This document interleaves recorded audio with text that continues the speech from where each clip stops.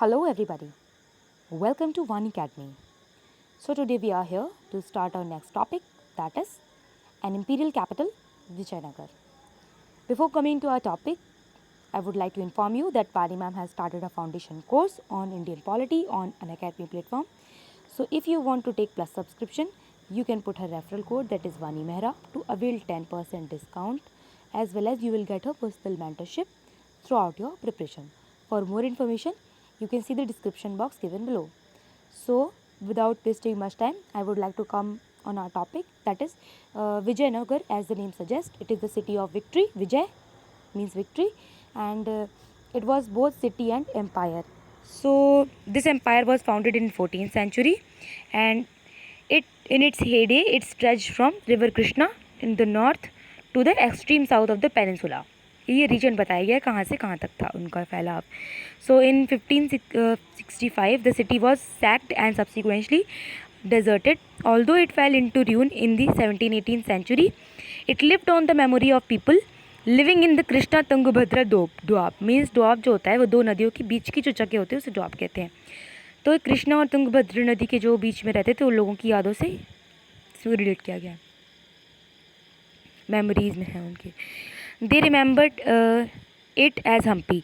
इस जगह को वो क्या बोलते हैं, हम्पी. वो प्रेजेंट डे कर्नाटका में है हम्पी. और this was a name derive from that of the local mother goddess. यहाँ की जो मदर गॉडेस हैं पंपा देवी, उनके नाम से ये निकाला गया है. तो these oral traditions combine the archaeological finds, monuments and inscription and other records help scholar to rediscover the Vijayanagar empire. जैसे कि हम जानते हैं कि हम कोई भी हिस्ट्री निकालते हैं तो हमको उसका बैकग्राउंड पूरा कैसे पता चलता है, इंस्क्रिप्शंस के थ्रू, मॉन्यूमेंट्स के थ्रू, और बहुत सारे ऐसे जो आर्कियोलॉजिकल फाइंडिंग होते हैं उनके थ्रू. अभी तक हम पिछले कई चैप्टर्स से यही पढ़ के आ रहे हैं. So the discovery of Hampi. So the colonel Quinn McNeice, he was the employee of East India Company. He prepared first survey map of this site Hampi. Okay, Hampi came into light in 1800, and this site was discovered, and the initial info is that it was received was the based initial info which was received was based on the memories of priest of Virupaksha temple and the shrine of Pampa Devi. So in 1856, photographer began to record the monument, and in 1836, epigraphist began collecting several dozens inscription found at this and other temples at Hampi. So as I told that there are different sources through which one can construct the history of that particular era or the time. Okay, so reconstruction is done from the inscription, monuments, travelers, literature of Telugu, Kannada, Tamil and Sanskrit, all the Dravidian languages. So now we come to a topic, that is Raja, Nayaks and Sultan. So founder of Vijayanagar Empire was Harihar and Bukka in the 1336. People used to speak different languages and they used to follow different religions. So Vijayanagar के जो king है, they used to compete with the contemporary rulers including sultans of the Deccans and Gajapati rulers of Orissa for control over the fertile river valley and the control over the other resources which were found at that particular place called Vijayanagar. So Vijayanagar empire was also called Karnataka Samrajyamu. Some areas witnessed the development of powerful states, means some areas of that particular place traced the development of powerful states. Ruling elites attended patronage to elaborate temples such as Brihadishwar temple at Tanjore and the Chinkeshwara temple at Bilur. So rulers of this particular area called themselves as Rajas, you can relate the terms. Okay, king and traders. So warfare depended on the effective cavalry, जो horses होते थे उन पे. तो import of horses कहाँ से होता था, अरेबिया और सेंट्रल एशिया से होता था, जो कि अरब्स के द्वारा कंट्रोल किया जाता था.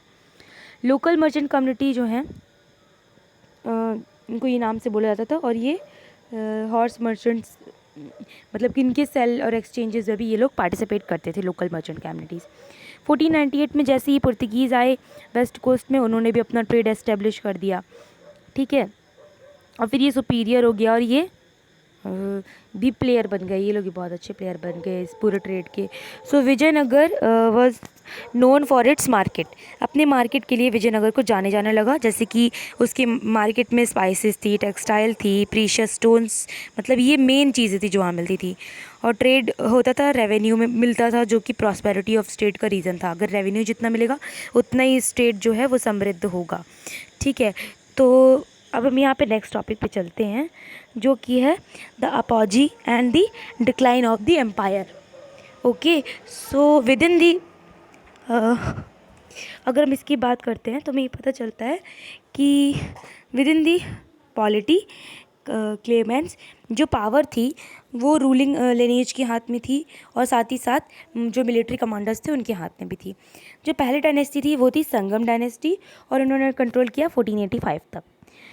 दे वर सप्लांटेड बाय दी सुलवाज मिलिट्री कमांडर्स, जो पावर में रहे 1503 तक।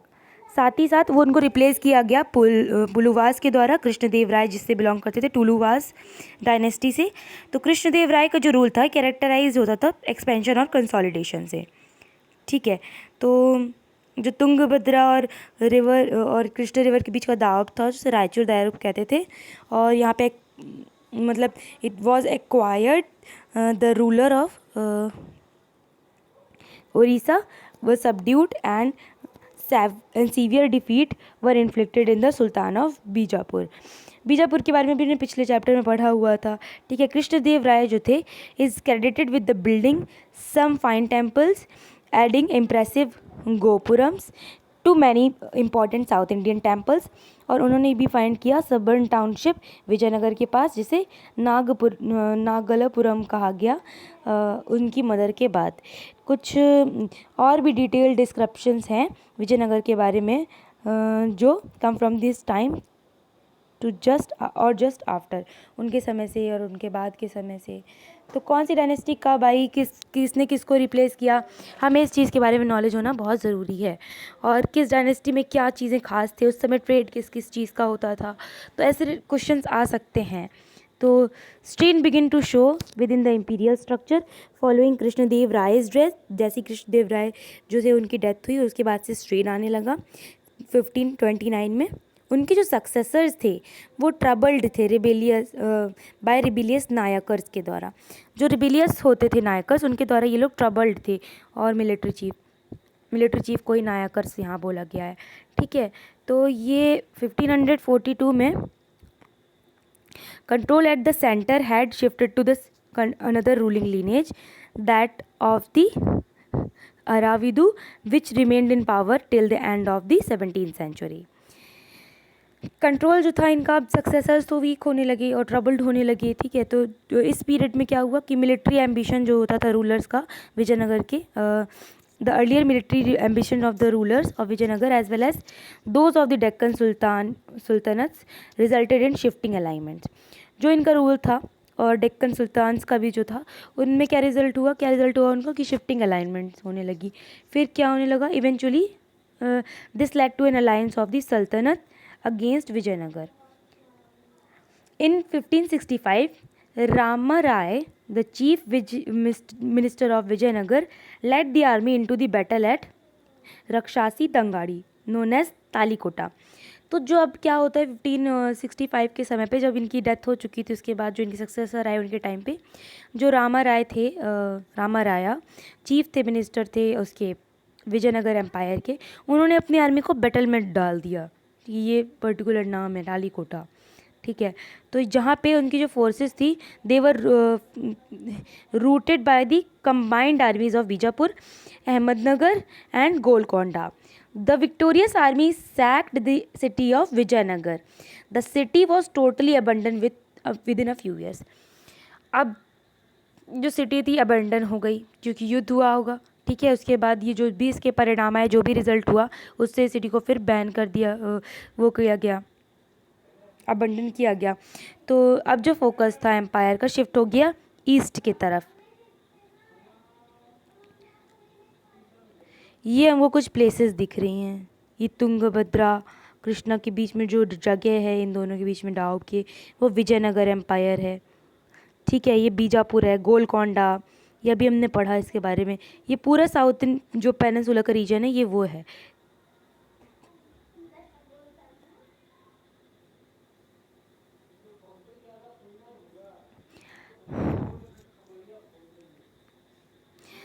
Although the armies of the Sultan were responsible for destruction of the city of Vijayanagar, देखो अब विजयनगर की जो विजयनगर तो वैसे हार गया था जो वहाँ पे रूल चल रहा था, तो उसके बाद जो सुल्तान थे वो रिस्पॉन्सिबल थे डिस्ट्रक्शन के लिए सिटी के, विजयनगर के। लेकिन जो सुल्तान और राजाज के बीच में, रायाज के बीच में जो रिलेशन थे वो तब भी इतने ख़राब नहीं हुए थे, हॉस्टाइल नहीं थे। इसके बावजूद जो रिलीजियस डिफरेंस थे कृष्णदेव राय के बीच में supported some claimants to power in the sultanate and took pride in the title establisher of Yavana kingdom. Yavana यहाँ पे मतलब ग्रीक्स और इन सब चीज़ों के लिए मतलब यवन प्रिय वर्ड यूज़ हुआ है। तो यवन प्रिय किसको कहा जाता है? पेपर को कहा जाता है। ये वर्ड जो है पिछले यूपीएससी के एग्ज़ाम में आया था, पिछले ईयर के पेपर अगर आप देखेंगे प्रीवियस ईयर के, तो उसमें ये चीज़ें आई थी। ठीक है,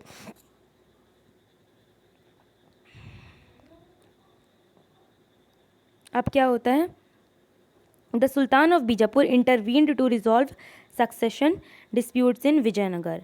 अब ये जो सुल्तान ऑफ बीजापुर थे उन्होंने बीच में आ गए, किसके बीच में आ गए? जो लड़ाई झगड़े चल रहे थे सक्सेशन के लिए कि कौन जाएगा, कौन राजा बनेगा विजयनगर में कृष्णदेव राय की डेथ के बाद।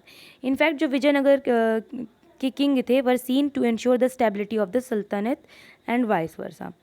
It was adventurous policy of Rama Raya who tried to play off one sultan against the another that led the sultan to combine together and decisively defeat him. ये चाल थी पूरी की पूरी किसकी? जो राम राय थे, मतलब वो मिनिस्टर थे जो वहाँ के। तो द रायास एंड द नायकर्स, अब नायकर्स और राजा के बारे में पढ़ेंगे, रायास के बारे में। तो जो मिलिट्री चीफ होते थे एक्सरसाइज करते थे पावर और यूजुअली कंट्रोल करते थे फोर्ट को और आर्म्ड सपोर्टर को। तो जो चीफ होते थे ये ऑफन मूव करते थे एक एरिया से दूसरे एरिया की तरफ, और कई केसेस में ये कंपेन करते थे, पीजेंट्स भी इनके साथ चले आते थे फर्टाइल लैंड की खोज में, क्योंकि उनके जानवर है वहाँ का चारा चर लिए तो अब दूसरी जगह पे वो भी लोग जाते थे, पीजेंट लोग भी। ठीक है, या फिर वो हर्डर्स चलते थे। और पीजेंट्स क्यों जाएंगे दूसरी जगह पे?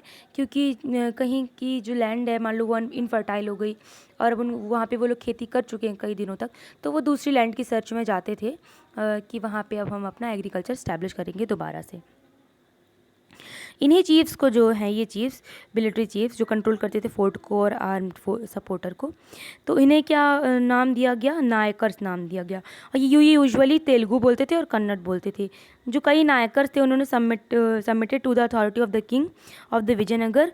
कुछ जो थे वो इनके लिए सबमिटेड थे विजयनगर के किंग के लिए, साथ ही साथ जो कुछ थे they often rebelled and had to be subdued by army action. जो अमारा नायकर सिस्टम था, it was a major political innovation, बहुत मेजर पॉलिटिकल इनोवेशन था विजयनगर एम्पायर का। और it is a likely that many feature of this system were derive from the iqta system of the Delhi sultanate. जो आमरा नायकर थे ये मिलिट्री कमांडर्स थे जो अपनी who were given the territories to govern by the Raya. इनको रायाज जो होते थे, राजाज होते थे, नायकर्स को, हमारा नायकर्स को कुछ एरिया देते थे कि आप यहीं पर रूल कर लीजिए या गवर्न करिए उनकी तरफ से। तो they use to collect tax and other dues from the peasants, craftsperson tax collect करते थे ट्रेडर्स से, इन लोगों से। They retain part of the revenue for personal use and for maintaining the stipulated contingent of the horses and elephant. तो ये सब maintenance जो था ये कल चलता था इनका टैक्स के थ्रू, हमारा नायकर्स का। तो these contagious provided the Vijayanagar kings with an effective fighting force which they brought the entire southern peninsula under their control. So some of the revenues was also use for the maintenance of temples and irrigation work. जो कुछ revenue था वो तो force में use होता था, elephant वगैरह, horses वगैरह, इनकी सबकी वो करने में, और पर्सनल यूज़ के लिए, कुछ मेंटेनेंस करने के लिए किंगडम में अपने। लेकिन साथ साथ कुछ जो रेवेन्यू था वो टेम्पल वगैरह की मेंटेनेंस और इरीगेशन वर्क की मेंटेनेंस में भी यूज़ होता था। तो आमरा नायकर जो होते थे सेंड करते थे ट्रिब्यूट किंग के लिए एनुअली, और कभी कभी पर्सनली भी अपीयर होते थे राज जो उसमें कोर्ट में, और गिफ्ट एक्सप्रेस करते थे अपनी लॉयल्टी को दिखाने के लिए कि हाँ आमरा नायकर कि हम आपके लिए बहुत ज़्यादा लॉयल हैं किंग के लिए। तो और कभी कभी ये लोग क्या करते थे कि खुद को भी किंग बना डालते थे राजा को हटाकर।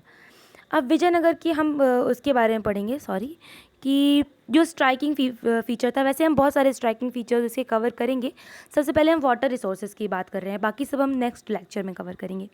तो वाटर रिसोर्सेज क्या होते थे, एक बहुत स्ट्राइकिंग फीचर था विजयनगर का कि जो उसकी लोकेशन थी वो एक नेचुरल बेसिन के is the natural basin formed by the river Tungabhadra. वहाँ पे रिवर तुंगभद्रा जो है एक नेचुरल बेसिन फॉर्म करती थी जो कि नॉर्थ ईस्टर्ली डायरेक्शन में फ्लो होता था।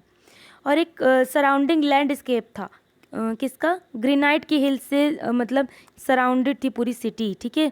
तो नंबर ऑफ़ स्ट्रीम्स, बहुत सारे झरने बहते थे, कितना अच्छा मतलब इसका सीन बताया हुआ है, झरने बह रहे हैं, नदी है, बेसन है, पूरा उसका लैंडस्केप बहुत अच्छा है, हिल्स हैं बिल्कुल सराउंड किए हुए हैं, ठीक है। तो almost all cases embankments were build along these streams, embankments बनते थे इन स्ट्रीम्स के किनारे ये रिजर्वायर क्रिएट करने के लिए अलग अलग साइजेस का। As this is one of the most arid zone, बहुत ही ज़्यादा एरिड जोन, सूखी और ड्राई ज़मीन होती थी गर्म of the peninsula, elaborate arrangement had to be made, यहाँ पे बहुत अच्छे अरेंजमेंट बनाने पड़ते थे स्टोर करने के लिए रेन वाटर को, ताकि सिटी की जो लाइफ है बहुत अच्छे से कंडक्ट हो सके, क्योंकि वाटर के बिना तो कुछ होने वाला नहीं है। जो मोस्ट इंपॉर्टेंट फीचर था वो ये था कि tank was build early years in the 15th century and is now called the Kamalapuram tank. ये टैंक भी बिल्ड हो गया, इसको भी कमलपुरा टैंक के नाम से जानते हैं। तो water from this tank was not only irrigated field nearby but also conducted through a channel to the royal centre. ये सिर्फ जो ये बना था, तो ये टैंक जो है सिर्फ इरिगेशन के काम में नहीं आता था, बल्कि ये कंडक्ट था, किसी चैनल्स बनाता था रॉयल सेंटर के लिए। तो जब मोस्ट प्रोमिनेंट जो वाटर वर्क था ये सीन हुआ among the ruin of Hiriya canal. This canal, जो ये एरिया कैनाल है, ये ड्रू करती थी water from the dam across the Tungabhadra and irrigated the cultivated valley that separated the sacred centres from the urban core. This was apparently built by king of the Sangam dynasty.